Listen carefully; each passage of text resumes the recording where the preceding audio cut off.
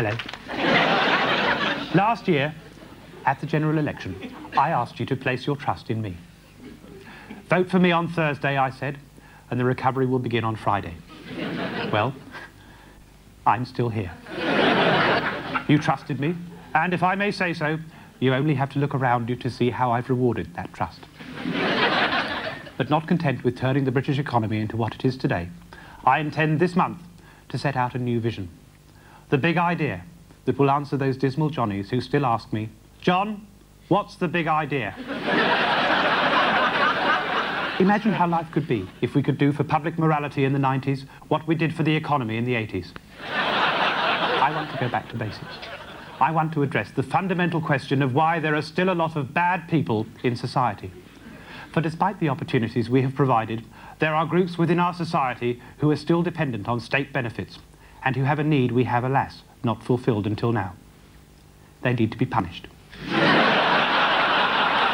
Even in the 80s, decent, ordinary people still held on to core values.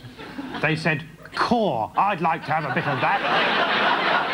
But to hear some people talk, you'd think we were in some way responsible for the attitudes that corrupt today's society.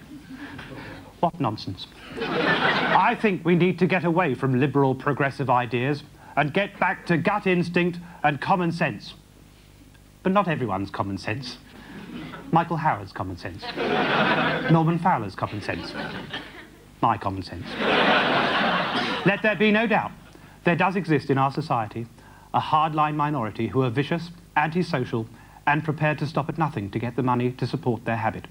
I know. I face them every week in Cabinet. But we are prepared to lead by example. People must learn to take responsibility for their actions. And that goes from the bottom of society right up to not quite the top. Let no one doubt that behind this new emphasis on the obligation of the individual, there lies a guiding philosophy, a basic human need to cut public spending. Why should we hand out money to single mothers when that money would be better spent building prisons to house their delinquent children? As over the coming months we set out this new social agenda, I want you to remember one comfort. Despite all the sleaze, corruption and hypocrisy we see gnawing at the heart of our nation, I'm still here.